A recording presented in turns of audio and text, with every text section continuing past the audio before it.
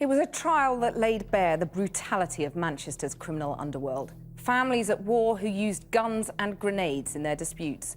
It was a calculated trap by Dale Cregan, said the judge. 12 years after one of Manchester's most infamous murders, the weapon used in the killing has resurfaced, hidden in a cardboard box beside a bed in a Moss Side flat.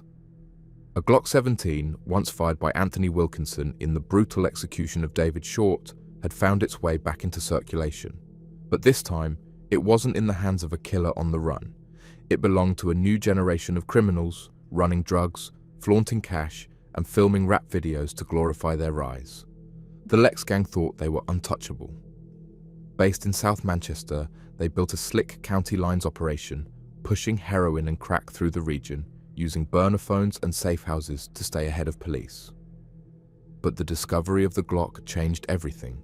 Not only had they been caught with a lethal weapon, they had unknowingly linked themselves to one of the darkest chapters in UK gang history. This is the story of how a long-dormant murder weapon tied a modern-day drug crew to a legacy of bloodshed, and how one police raid brought that connection to light.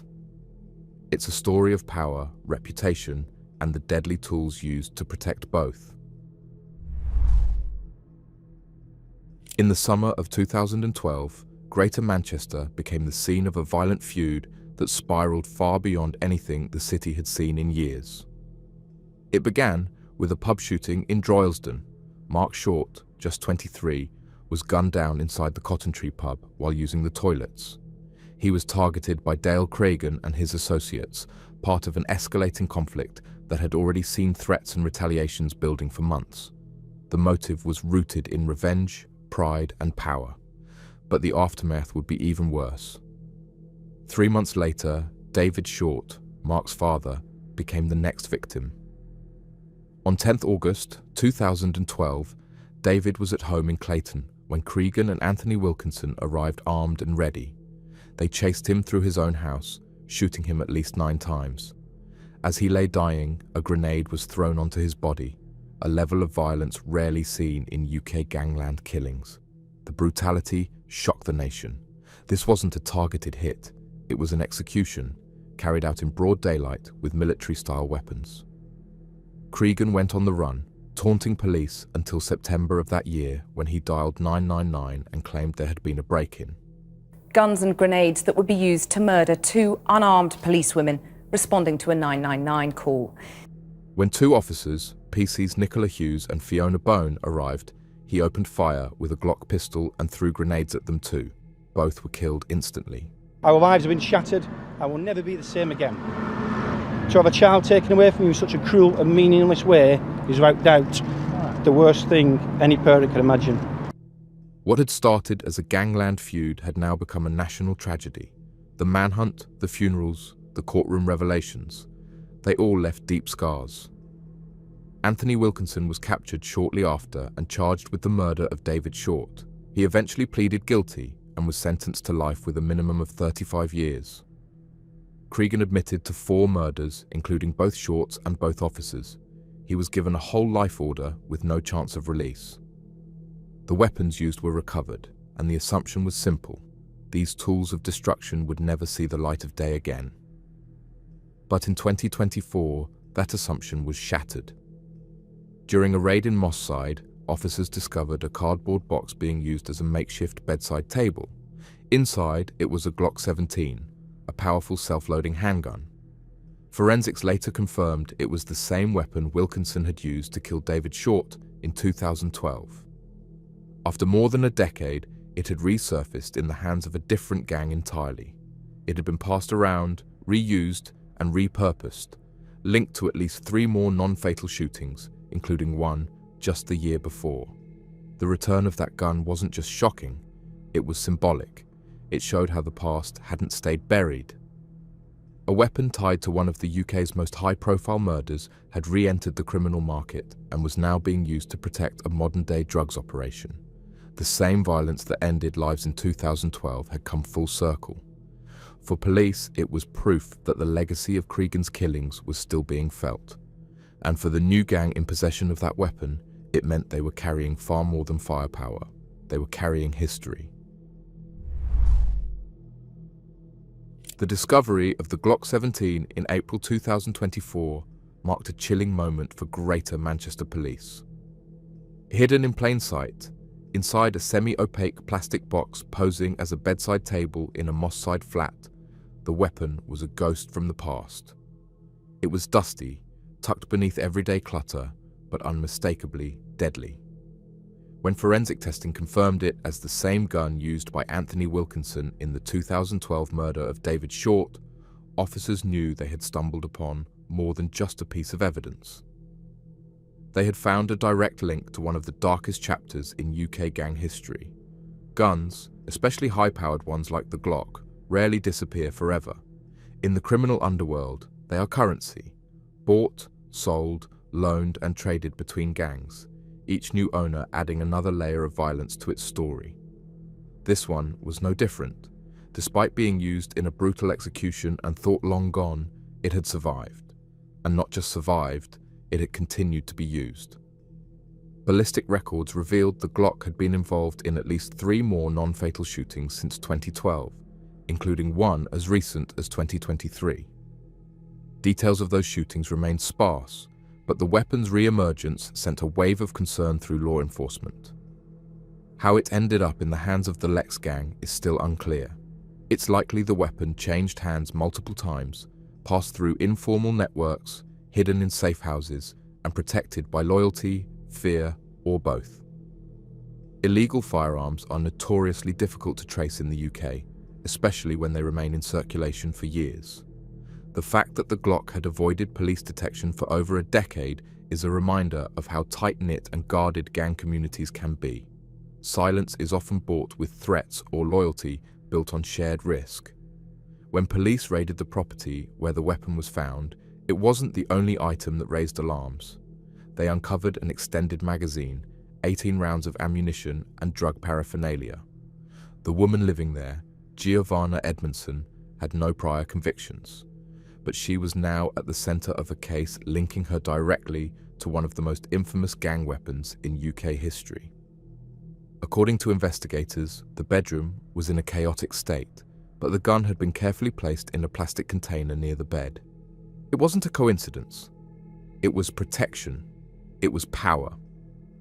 DNA analysis tied 2 members of the Lex gang, Clint Curtis and Jerome Williams, to the weapon. Both had glorified firearms in drill videos and rap lyrics. In one track, Curtis referred to the Glock as hot property. That was no exaggeration. This wasn't just a street weapon, it was a piece of criminal history. One that had already claimed lives and was capable of claiming more. The resurfacing of the Glock raised new questions for police. Was it the only one still in use from the Cregan era? How many other weapons from major cases were still out there, buried in bedrooms, kept in cars, or passed hand to hand by gangs who saw them as trophies? In this case, a single firearm had linked the past to the present in brutal, undeniable fashion, and the consequences for those found holding it were about to unfold. By the time the Glock was found, the Lex line was already under serious investigation. Named after the burner phone number used to blast out drug offers, the Lex gang had carved out a profitable slice of South Manchester's drug trade. Their method was simple, but effective. Text messages sent in bulk, targeting hundreds, sometimes thousands, of local users. At its peak, the Lex line was reaching over 3,000 people a day, pushing heroin and crack cocaine to the most vulnerable. Behind the screen was a small but tightly organized team. Clint Curtis was one of the leaders. Flashy, bold, and present in the local drill scene, he didn't just sell drugs, he performed the lifestyle. Curtis was known to drive hire cars, including a white Mercedes, and regularly flaunted expensive clothing and watches. His lyrics made bold references to firearms, particularly the Glock later found in the safe house. One video, shared widely, had him describing the gun as very hot property. For investigators, the videos weren't just music, they were confessions. Jerome Williams was another key figure, described in court as holding a leadership role alongside Curtis. Like Curtis, he left DNA on the recovered Glock, directly tying him to the weapon. Police also recovered his bank card and driving license during a raid on one of the Moss-side properties, further linking him to the operation's logistics. Then there was David Curtis, not a blood relative of Clint, but a trusted player within the group. According to the prosecution, David handled regular drug deliveries and liaised with other low-level dealers. He wasn't making the decisions, but he was vital to keeping the supply line moving. The Lex gang operated like a business. Safe houses were used to store drugs and weapons. Reconnaissance missions were carried out by associates, including Giovanna Edmondson, who was later revealed to have scouted an address for Williams. She lived in one of the safe houses and was directly involved in holding the firearm and ammunition. Her room was untidy, but the weapon was stored with care, in a plastic IKEA-style box beside her bed. She had no criminal record, but her involvement was clear. Police discovered large quantities of crack cocaine hidden in drawers, along with cutting agents used to bulk out Class A drugs. Phone records showed regular contact between the gang members, and after the firearm raid, many of those phones suddenly went silent. Numbers dropped, devices destroyed, trails gone cold. It was a clear sign that the group knew they were compromised.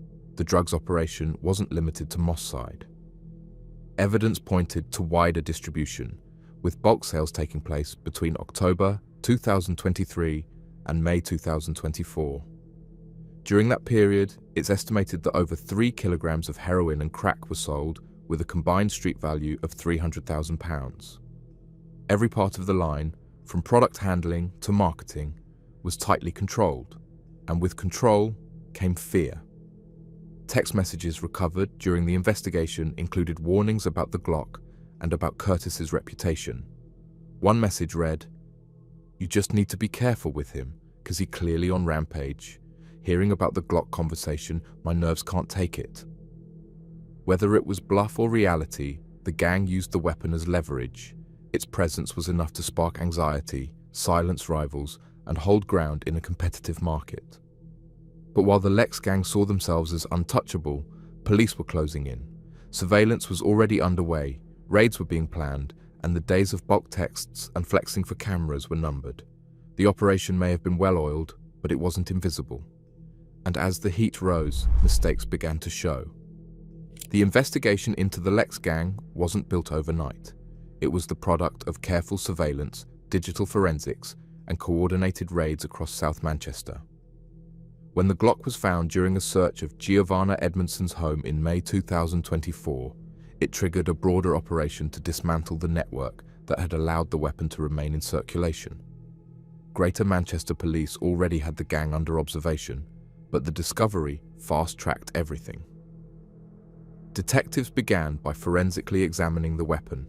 DNA recovered from the trigger linked directly to Clint Curtis and Jerome Williams, both known figures within the Moss Side drug scene. That single match wasn't just strong, it was damning. It placed 2 key gang members in direct contact with a murder weapon, one with a history of execution-style killings and police ambushes. Alongside the gun, officers also seized ammunition, extended magazines and cocaine packaged for street sale. Raids soon followed. Properties across Moss Side were targeted. At one address, police recovered crack cocaine from a bedside drawer, along with Williams's bank card and driving license.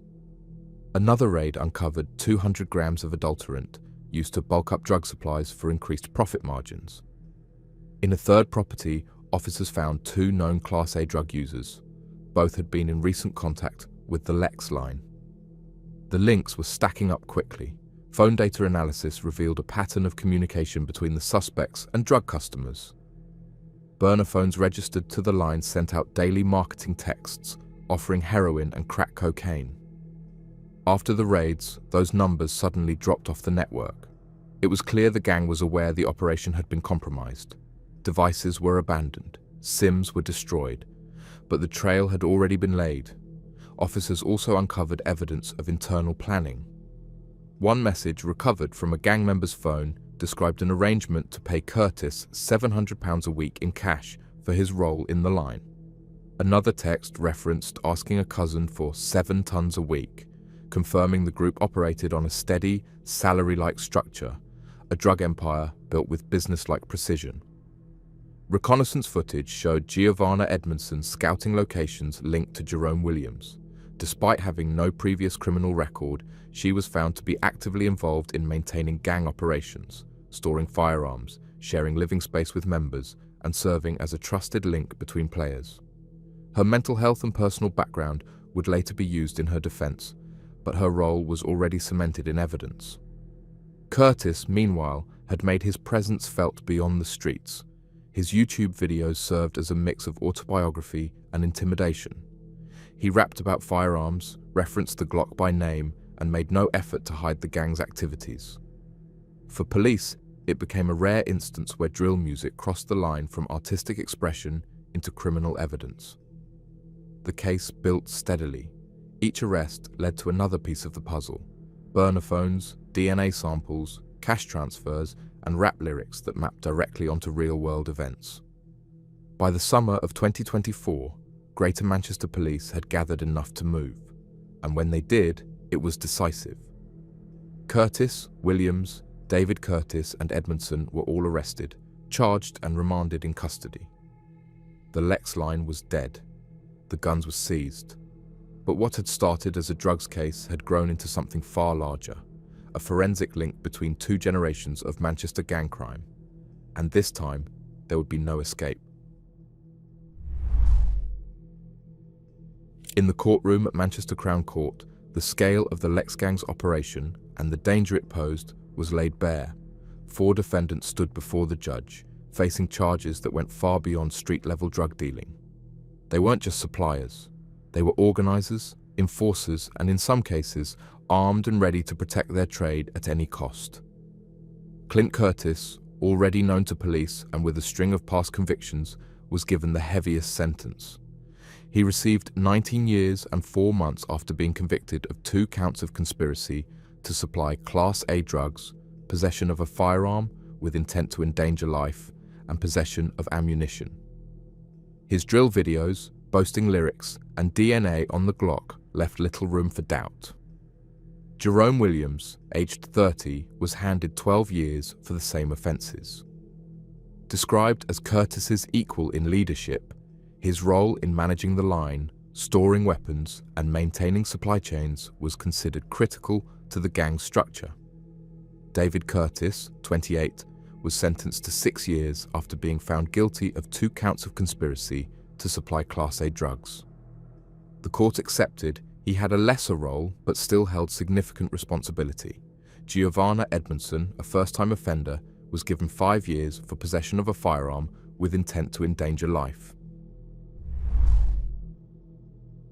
Sentences handed down to the Lex gang were heavy, but not unexpected. With firearms involved, especially one linked to a high-profile murder, courts take few chances. For Clint Curtis and Jerome Williams, the combination of leadership roles, drug trafficking, and direct contact with a deadly weapon sealed their fate. 19 years and 12 years, respectively, reflected their central positions in a commercial-scale operation backed by violence. David Curtis and Giovanna Edmondson received lighter sentences, but theirs still carried weight. Edmondson's defense argued she was vulnerable, exploited, and had no criminal history, yet the court saw her role in storing a murder weapon as too serious to ignore. David Curtis, meanwhile, was described as a follower, but even followers can't escape responsibility when lives are at risk and drugs flood communities. Were the sentences fair? Legally, yes. The courts weighed leadership, prior records, and the risks posed to the public. But the case also raised uncomfortable truths: how weapons can vanish and reappear years later, how young people are drawn into organized crime, and how fear continues to be traded like currency. In the end, justice was served, but the problems behind it remain. And for every gang taken down, another waits to rise.